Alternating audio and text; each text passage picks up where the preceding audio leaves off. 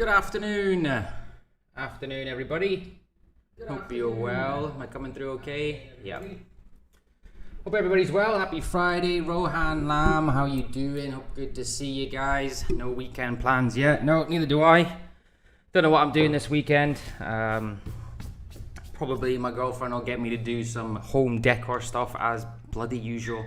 But anyway, what can we do about that, huh? So, before I get into it, before I get into the SPX and the dollar, etc., I want to talk about this trade first, because this looks like if it continues the way that it's going, I'll be taking this trade on Monday, finally.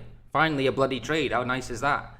So I might get it before the end of the month, so it might not be my first ever month without a trade, but it'll be my first ever month with one trade, so technically it's still kind of a record. However, on this daily chart, we've got our, obviously, I've talked about this for a while, our basing structure, our ABC. I can take breakouts from B wave. What I was looking for the past 2-3 days was an indication of a push from this euro. So we've got our push now, right? So we've had our outside bullish engulfer here. That's great. We have our tagger level, slight reaction, but we created a higher high. Another outside bullish engulfer, and we're digesting that move.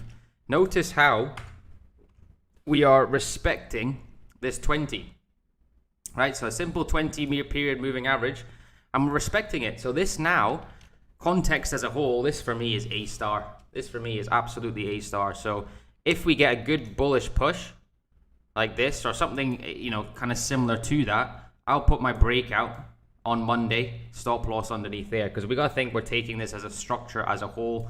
B wave for me is a great entry. I'm happy with that. And this, yeah, like I said, this is A star for me. So I hope we continue this push that we are on kind of the 4-hour smaller time frames.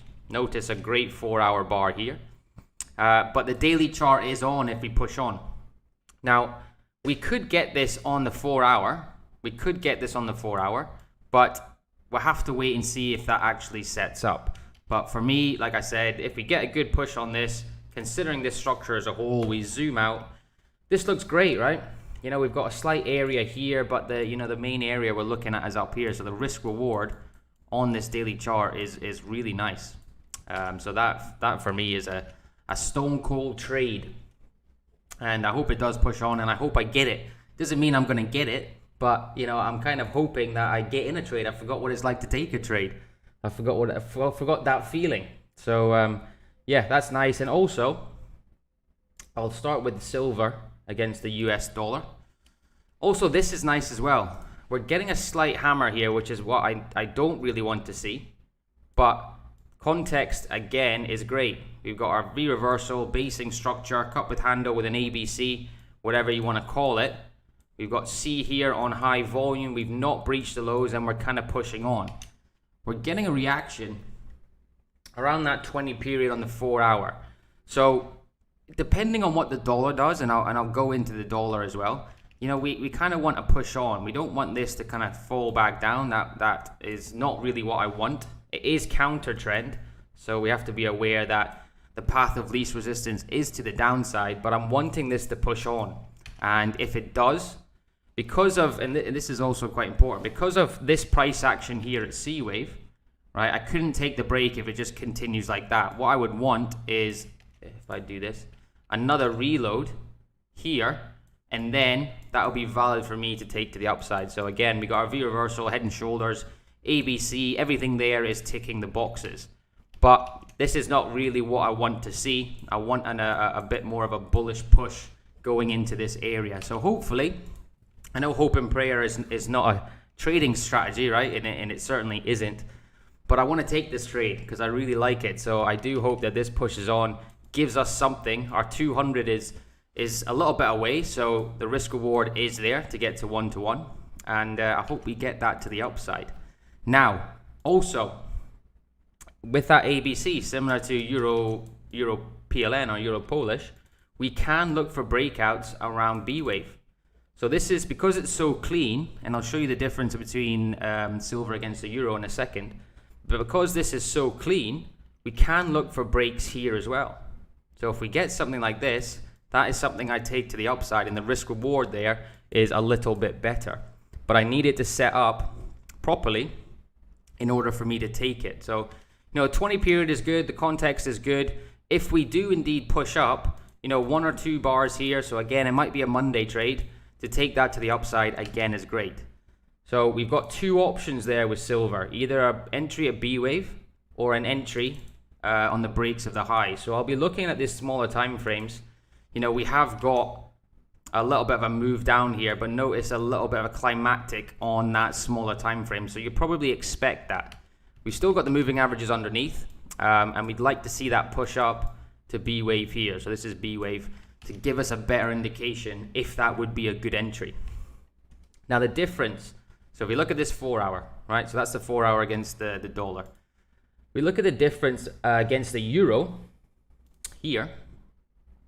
You'll notice that it's not as clean. The only reason why, if I take this off so you can see it better, is this wick here. So we've got a decision to make on what do we consider our ABC, right? Or do we consider this a complex like this? For me personally, I consider this the ABC, right? And I'm going to forget about this wick. So in terms of entries for this, right, I'll put my zone back in here so it's easier to see.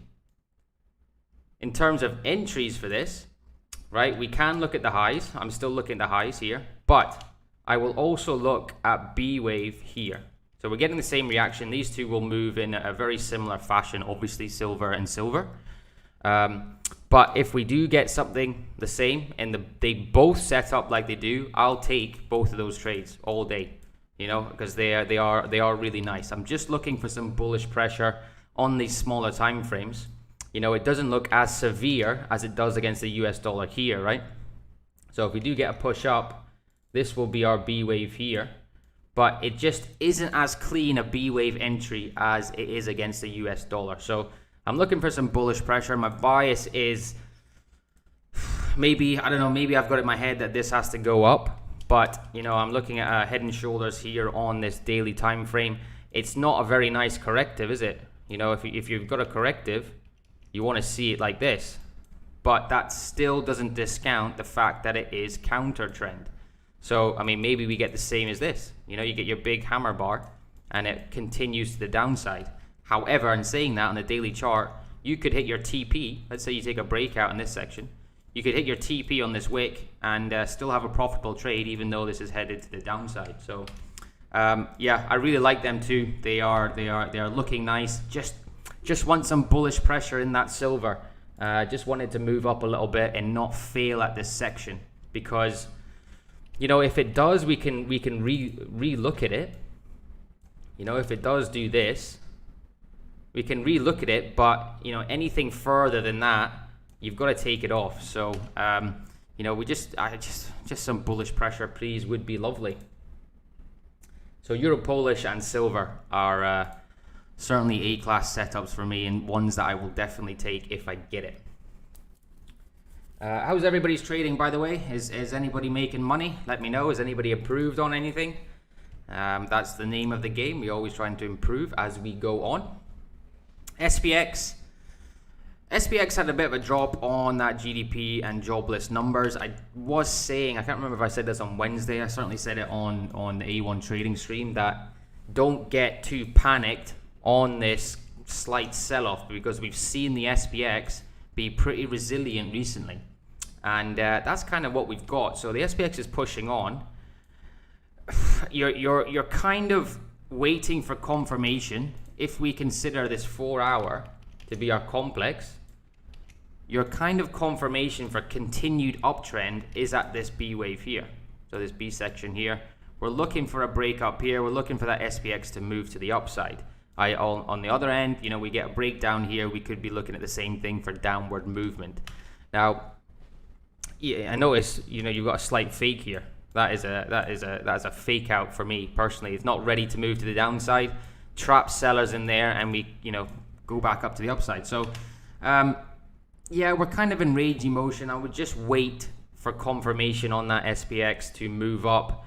Daily looks good. There's nothing really there sticking out to us to say that this is changing trend, is it? And we're continuing with that uptrend. Possibly could be a 20 period catch up, but the SPX Still looks long. We've got to play it long until it tells us otherwise. So SPX to the upside. Just wait for that confirmation. Dollar's an interesting one. The dollar is an interesting one. And there could potentially be a setup here. Potentially a setup here for longs. Right? We're getting our nice complex corrective. Push on for potentially breaking out and retest. Now we've got again 20 simple period, 20 simple reaction. People say, oh, it's, you know, it's just a very simple indicator, and it's respecting it time and time again. So we've got a respect there, a decent bullish bar yesterday, albeit it's coming from quite a decent impulse to the downside. So for me, the dollar, we are in this range here and waiting for a break and close above this section here or below this section here, even though we have that 200 underneath as dynamic support for our direction for the dollar. And it actually looks not too bad for potential upward movement there. You know, we're getting some bullish pressure coming in right now. We are at these 200s. So, you know, a close above there would be good, but a break above here and a break and close above here could look bullish for the dollar. You know, it could look bullish for the dollar. We have to remember, I know we've had this to the downside, but we have to remember we are on an uptrend, right? We are still on an uptrend. We're creating our higher lows, albeit this is not very nice, but we are still creating our higher lows. So, yeah, USD could, I mean, if you get confirmation, USD could not be a bad play to the upside.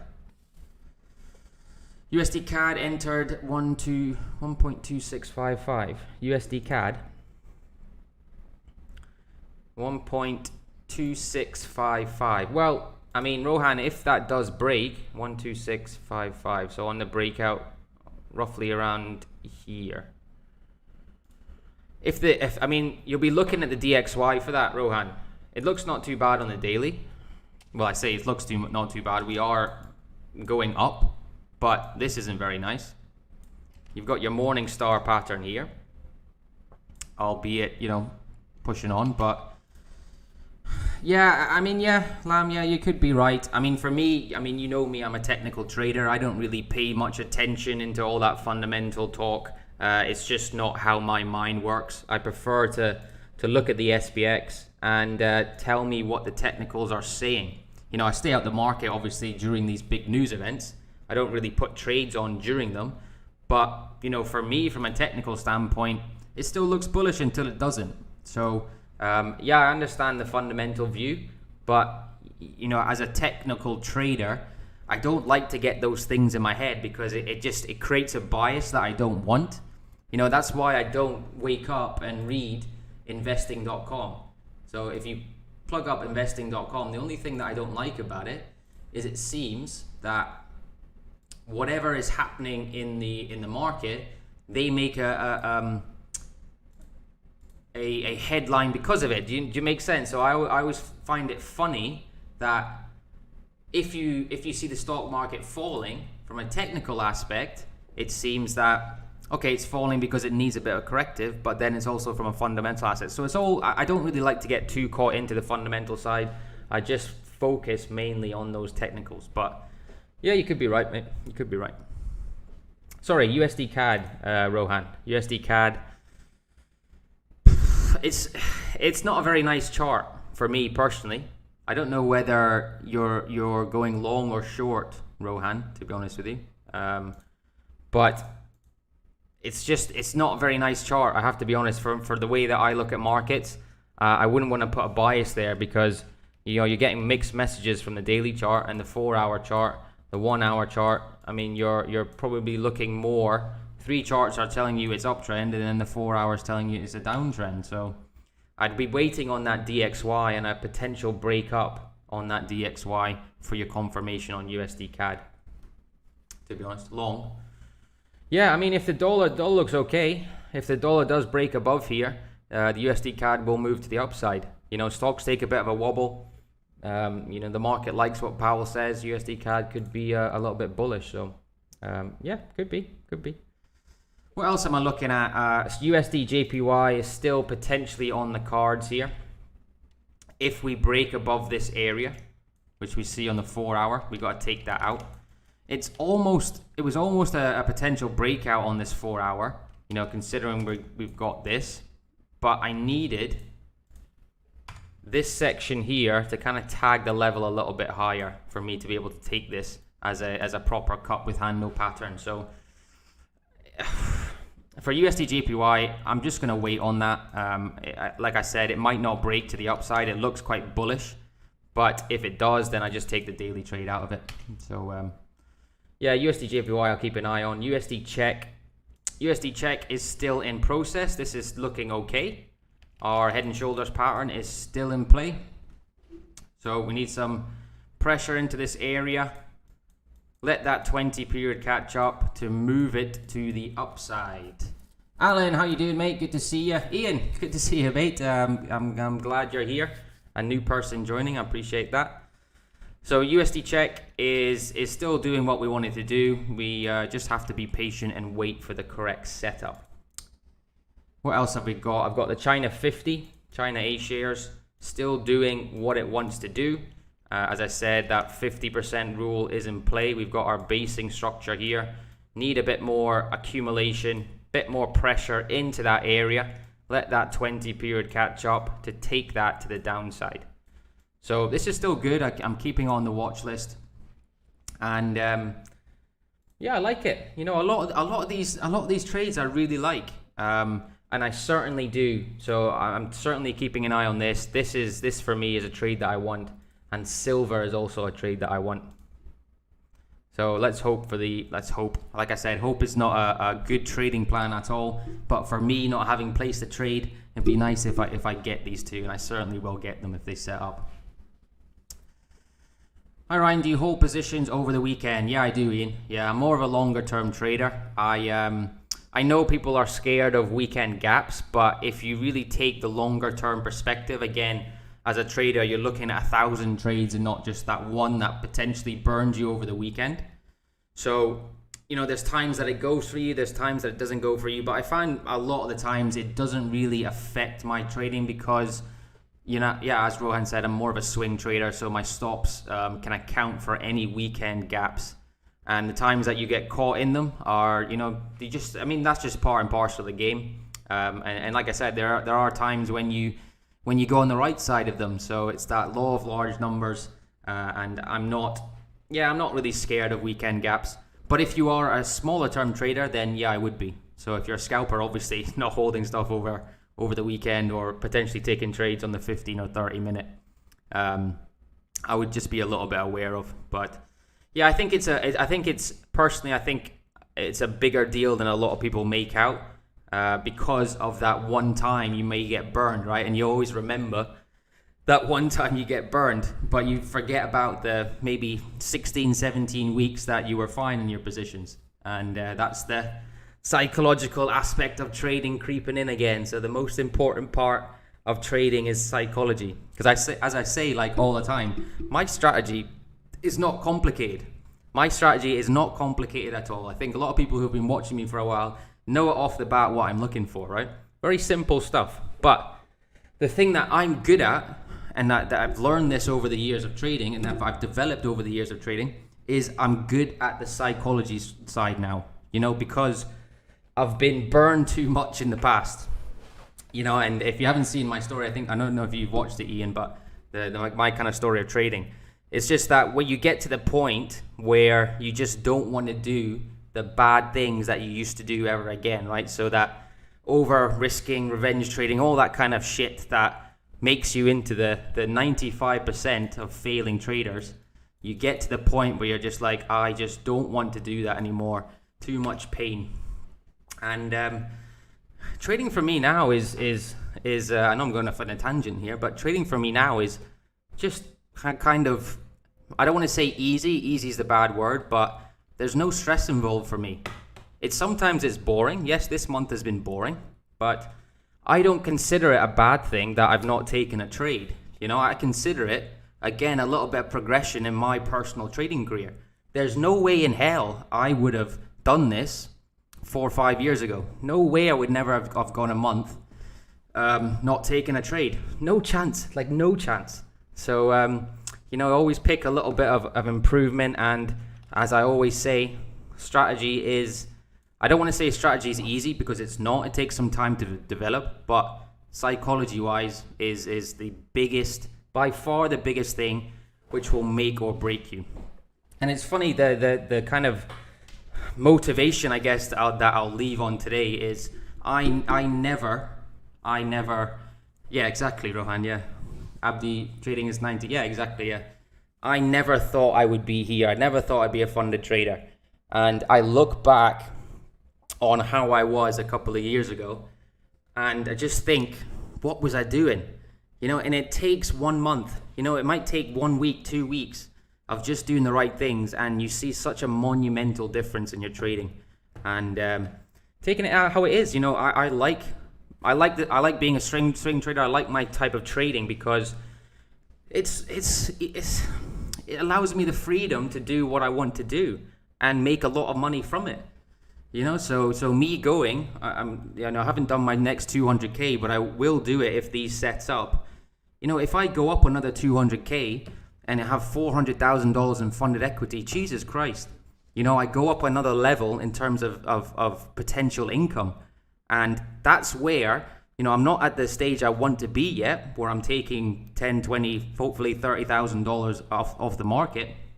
But when you get there, and I trade the way that I trade, or trade the way that you trade, Jesus, that's awesome, right?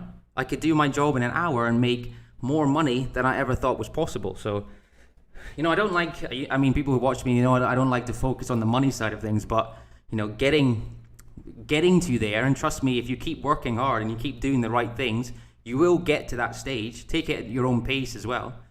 Then, wow, it's just, you know, you've learned a skill that you can use for, you know, the remainder, and potentially keep earning more and more and more money from it.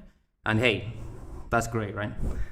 That is great. So there's my little motivation, and I'm still going there. I still want to get there. I know I've you know, progressed a lot, but there's still more that I want to do. I want to continue to improve, and my goal is obviously $1 million in funded equity by Christmas next year. So hopefully, if these set up, if I get those three, silver and Euro PLN, maybe I start my 200k off on the right note. So let's see.